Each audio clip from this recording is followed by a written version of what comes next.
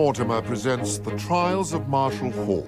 True stories from the archives of Britain's most celebrated criminal barrister, starring Tom Baker as Sir Edward Marshall Hall.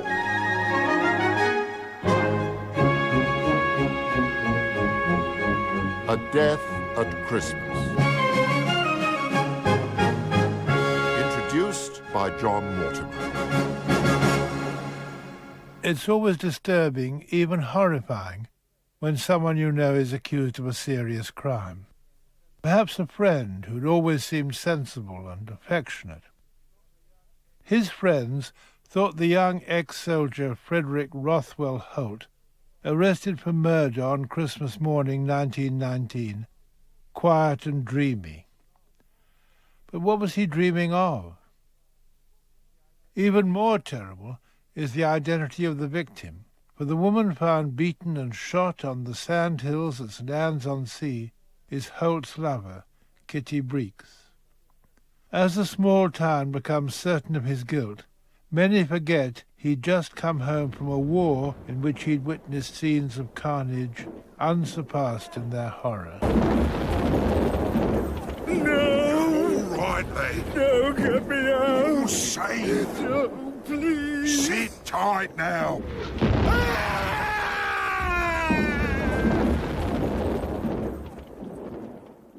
War's end, dust settles and bombs are forgotten by most, including Inspector Shannon of the Lancashire Constabulary, as he steps into the brightly decorated lobby of the Crenningham Hotel on this Christmas morning. Mr. Frederick Holt? Yes? My name is Inspector Shannon from St. Anne's Police Station. I'd be grateful if you'd accompany me to the station, sir. And what for? It's about the death of Miss Catherine Breeks, sir. What? Would you mind? Kitty? Yes, sir. Well, what happened? Could you tell me when you last saw her? 2 days ago. The 23rd. We came up from Bradford together. I left her at the station. What did you do yesterday? I went shopping in the morning.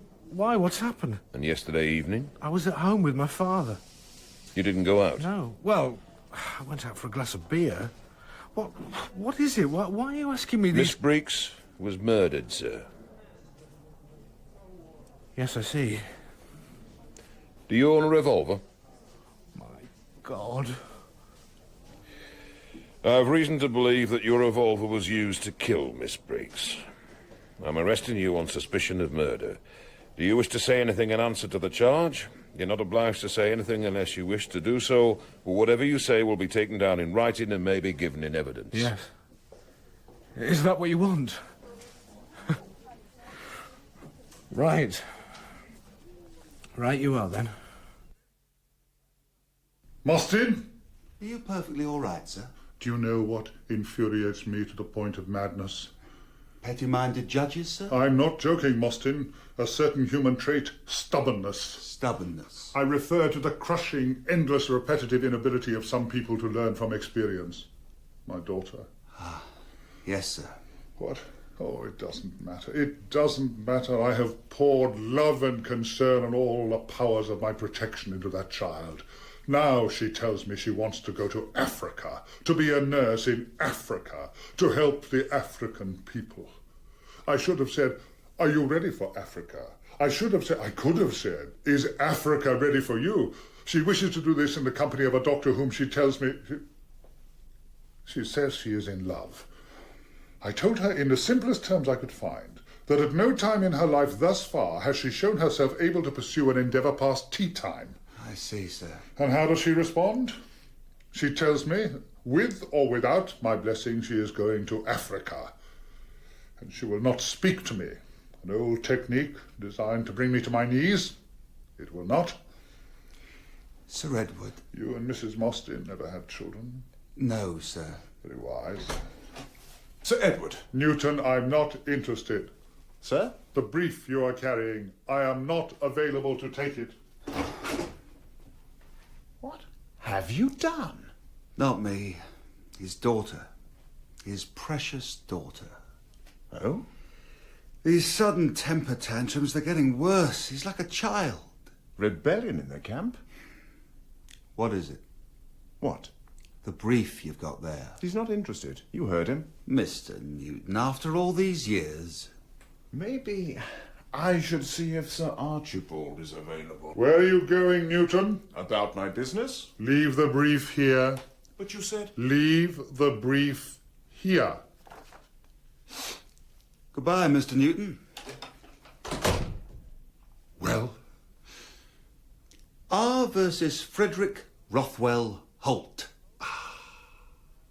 Holt lies across a narrow bench in his cell at Strangeways Prison, a dark blanket draping on the floor. His eyes follow two insects climbing the wall. Keep them away from me. I know what you're trying to do. You won't do it, do you hear? What's the matter, Holt? I know what you're trying. What? What's that? These flies. I know about them.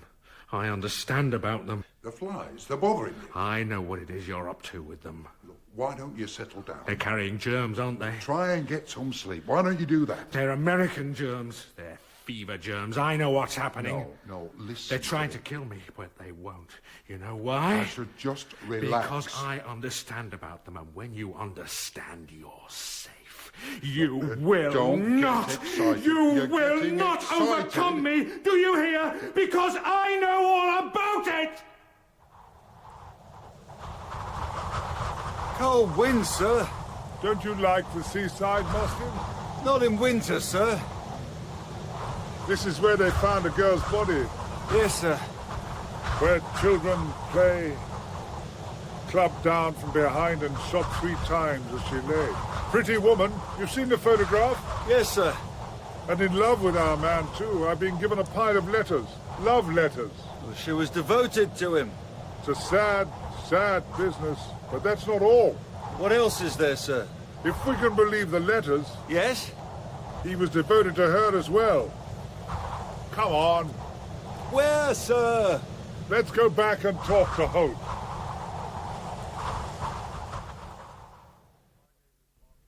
Mr. Holt, my name is Marshal Hall. I have been instructed to defend you. Hall? Yes. We need to go over the central arguments of our case. Yes. We need to establish more fully the alibi that your father provides. Of course. Is there anything you can add to your statement? Yes, there is. There is. They're sending in flies through the grill. Flies. They're fever flies, as a matter of fact. If I turn my attention even for a moment, well, they're allowed in.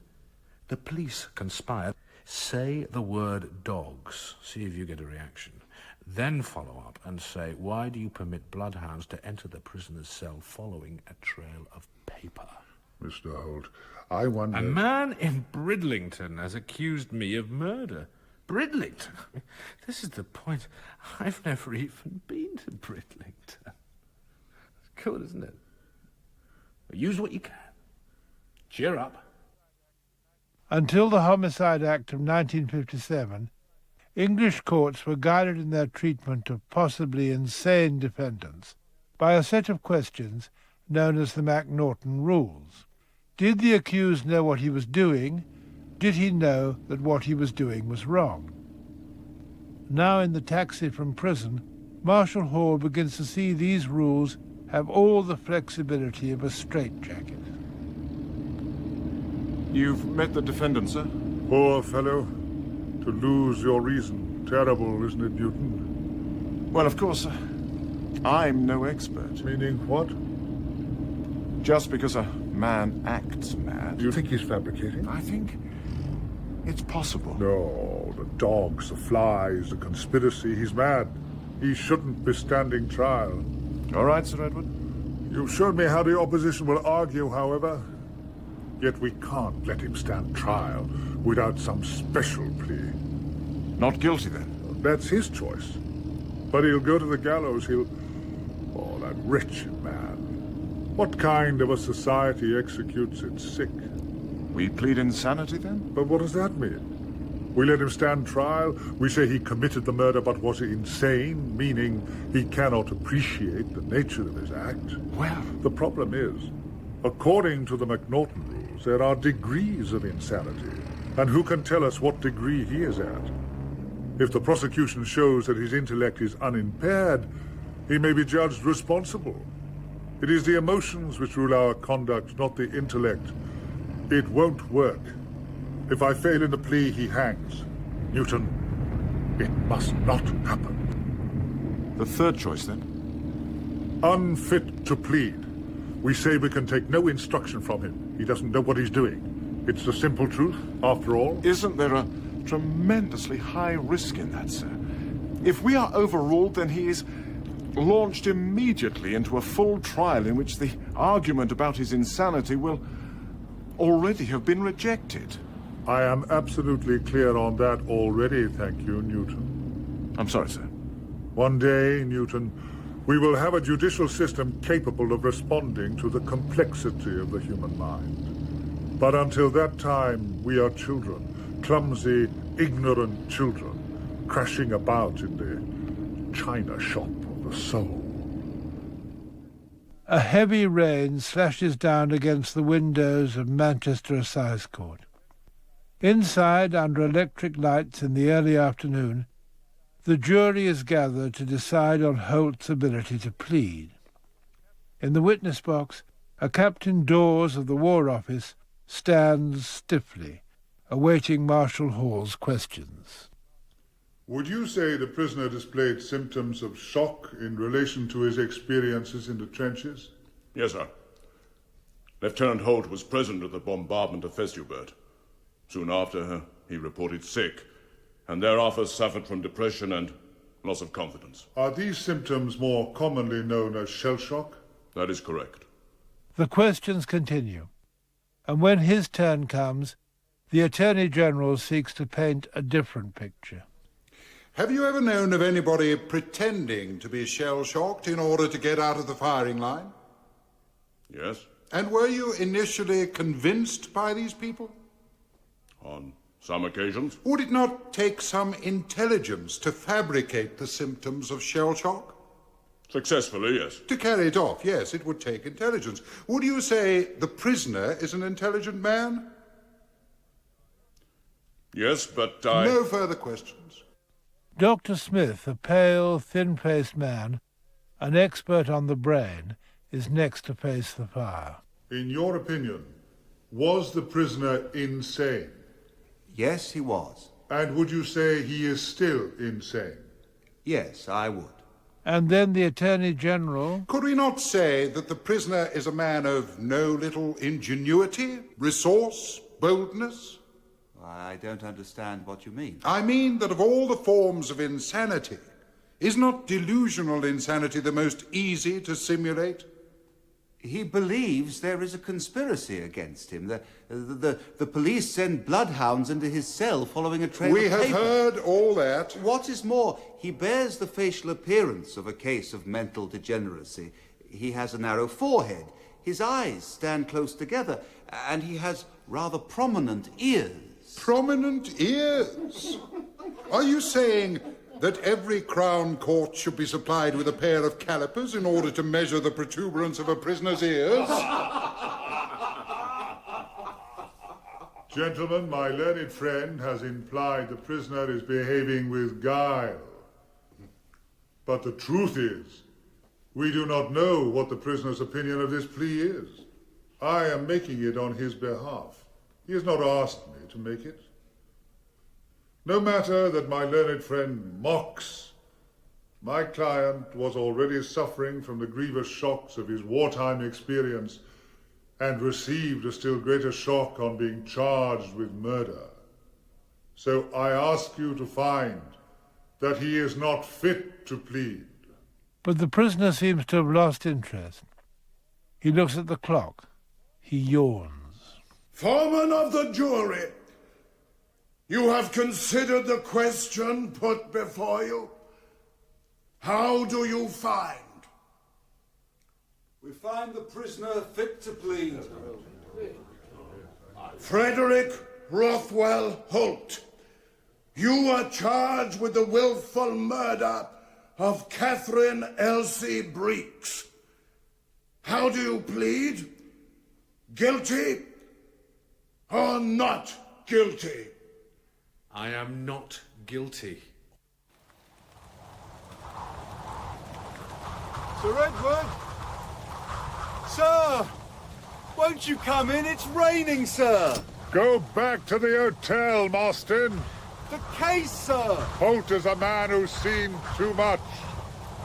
I don't know what you mean, sir. He returns from hell, yes. He finds a young woman, beautiful, loving, is blessed with love after the most appalling experiences. Blessed. Finds peace, takes it with both hands.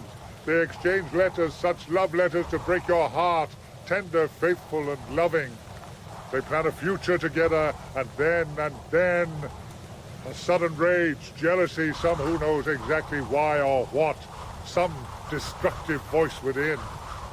And from a gentle, devoted lover, my dream boy, that's what she called him, he strikes her from behind, and as she lies in the sand, shoots her 3 times without mercy. What do you make of that? Barely credible. That's right. Which means we don't wish to believe it, that the human heart hides more darkness than we can accept. Impossible? No, Mostyn. Merely unthinkable. They'll never forgive him. Such turbulence is not reflected in the faces of the 12 jurymen, newly sworn in at the Manchester Assize Court. Confident of their duties, these citizens have come to assist at a process of law.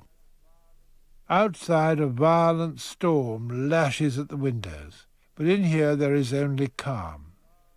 Certainly the large policeman in the witness box looks calm enough with his notebook at the ready. Inspector Shannon, who was first to discover the crime? A fisherman, sir, early on the morning of the 24th of December. And you were called to the scene? Yes, sir. What did you find there? The body of a young woman, later identified as Miss Catherine Breeks. She was lying backwards on the sand. She was dead. Was there any sign of a struggle? No, sir. She looked as though she were asleep. I looked closer, and there was some blood around her head, and I noticed a wound on her chin and 2 other wounds on her body. There was also a severe injury to the top of her head. The injury to the chin was later discovered to be the exit wound of a bullet which had entered behind her right ear. Is that correct? Yes, sir. What else did you find? There were footprints of a man's boot nearby. Evidently, the sole of the boot had recently been replaced. It was new, you mean? Yes. And how far back were these boot prints evident? Whoever wore them had accompanied Miss Breeks for some distance. They were following her? No, sir, they were with her. Walking with her? Yes, sir. How would you interpret the wounds you saw? Well, someone hit her from behind. She fell forward, and when she fell, he shot her 3 times. You found Miss Breeks' purse as well, didn't you? Yes, sir. It still contained money and a gold cigarette lighter together with some letters. So you would rule out the motive of robbery? Yes, sir. Did you find anything else beside or near the body? A pair of gloves, one of them blood-stained, and at a little distance a revolver. Have you discovered to whom these gloves belonged? To the prisoner. And the revolver? The prisoner. Well, the Attorney General looks pleased with himself. And so does his very good friend, the Inspector. See what we can do to disrupt this rather smug duo, shall we? Inspector Shannon, were you accompanied by a colleague onto the sands? Sergeant Brown. In his evidence, he mentions nothing about the footprints accompanying those of Miss Breeks. I don't understand. He doesn't repeat your evidence about the footsteps. It was my evidence. I suppose this is etiquette between police officers, is it? Sergeant Brown described footprints leading away from the body which passed within half a yard of where the revolver was found. How did you manage to identify those footprints as having been made by the prisoner? After speaking to the prisoner, we went to his bedroom at his father's house. You found some shoes there? Yes. Didn't the prisoner's father call your attention to the fact that the prisoner's shoes were dry and that the wet shoes you took away were not the ones his son had worn on the previous day? No, sir, he did not say that to me. He says he did. He says you ignored him. You tested the shoes, did you? I took a tray of wet sand to the studio of a photographer and I took imprints of the prisoner's shoes. And you photographed these prints and compared them to photographs you had taken on the sand? Yes, sir. Do you think they are a fair comparison? I do. Are you an expert in sand, Inspector? I know what footprints look like. Do you? When I look at these supposed footprints in the sand, I can see only indentations, depressions, and small ridges. Footprints? I don't think so. Did you see the prisoner when he was in confinement at the police station? Yes, sir. Did you hear him shouting in an excited way? No, sir. Did your colleague, Sergeant Brown, voice the opinion that the prisoner was, and I quote, a bit potty? No, sir.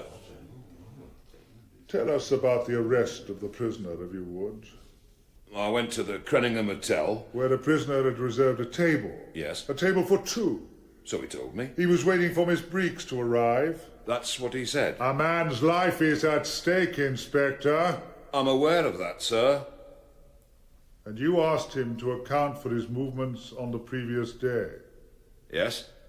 He told me he'd come by train with Miss Breeks, that they parted company at the station at Blackpool and he'd not seen her since. I asked him about some scratches on his right wrist and 4 scratches on his right cheek. He said he'd been scratched by a cat on his wrist and had cut himself shaving. When did you make up your mind that Holt's statements about his movements were not true? There and then. Did you find a photograph of a man in Miss Breeks's purse? Yes. Did the police try to identify this man? No, sir. They didn't go looking for him? No. The Attorney General's next witness is a thin man in pebble glasses, clutching a manila folder. Mr. Greenbaum, you were the deceased woman's solicitor, is that correct? That is correct, sir. When did you see her last? On December the 17th. Why did she come to see you? She wished to execute a will. In whose favour is the will? With the exception of £100, she wanted to leave everything to the prisoner. A large sum of money? Yes. How much was that? £5,000. £5,000 to the prisoner. I see. Where was this money to come from? She had recently begun a life insurance policy. I see. Is it true that she had hoped to insure her life for an even larger sum? Yes. She told me that they had tried. They? The prisoner and she had tried to insure her life for £10,000, but had been refused. No further questions? Gentlemen of the jury, you are face to face with a story which, if the theory of the prosecution is correct, deals with the most appalling crime it is possible to imagine. The prosecution asks you to believe that the prisoner met this beautiful woman after 2 years' sojourn in hell, that there rapidly grew a great affection between them, which ripened into intimacy. It was said that afterwards he devised his diabolical plan, that on the day of the murder induced her to go onto the sandhills between 9:30 and 10 at night and there murdered her. All this, we are asked to believe, took place in a neighborhood where everybody knew him, where he had been a resident several years, where the police and tram drivers knew him, and where he must, if the prosecution is to be believed, have been hanging about for a couple of hours to murder her, and then to leave gloves and revolver and footmarks scattered around for all the world like calling cards, and then afterwards went back home with the certainty of detection. He must have known that letters from him were in her bag. He must have known that everyone in St. Anne's and Blackpool could have found out that his association with the woman was long-standing. The prisoner, according to the prosecution, left his little bag and scattered its contents in order to make any possibility of escape futile. The crime, I put it to you, gentlemen, the crime, by whomever it was committed by no sane man. The only thing that was real, and upon which everything in the prisoner's life hinged, was his devotion to this woman. Listen, gentlemen, listen to the letters in which these lovers poured out their hearts, and judge if their love was not true. Eric, darling, I want to put my arms around your neck. I want to put my arms around your neck and kiss you when you are away. I feel so lonely. You know why. You are such a dear. I love you so very much. And another. Eric, dear, I cannot thank you nearly so much as I want for your extreme goodness to me. In my opinion, darling, you are the biggest and whitest man I know. I want you to get over just as soon as you can. No friends, just us. Kitty. Eric!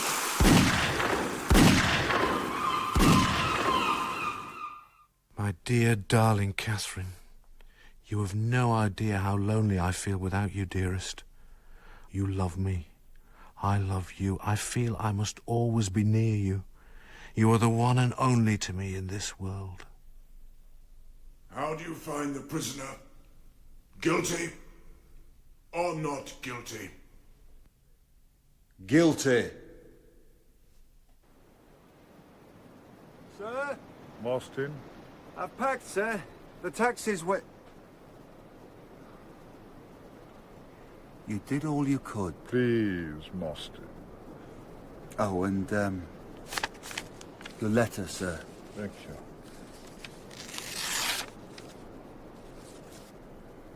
Ah. Good news, I hope? My wife tells me that my daughter has scarlet fever.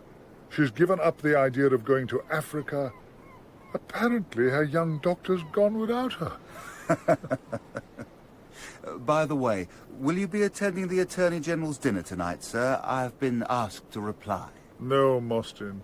Give him my apologies. I shall be going home. Marshal Hall's appeal includes fresh evidence about 2 cases of insanity within Holt's family. He personally writes to the Home Secretary, Lord Birkenhead, who institutes a special inquiry into Holt's state of mind.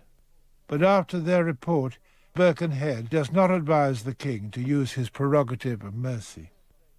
2 years later, Marshal Hall sat on Lord Atkin's Committee on Insanity and Crime. The committee reported unanimously that there should be new legislation making what they called irresistible impulse a defence in law. However, their recommendations were overlooked. The old MacNaughton rules remained in place for a further 30 years.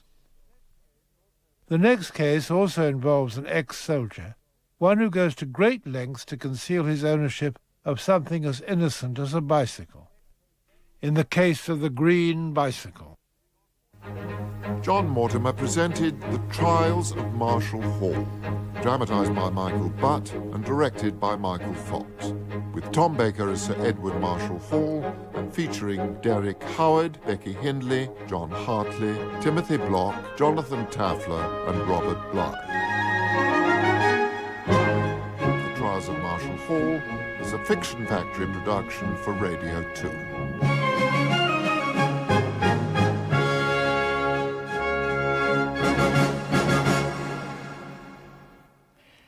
And you can hear the case of the green bicycle tomorrow here on Radio 4 Extra. Did Ronald Light shoot a woman cyclist dead? Marshal Hall sets out to prove he didn't.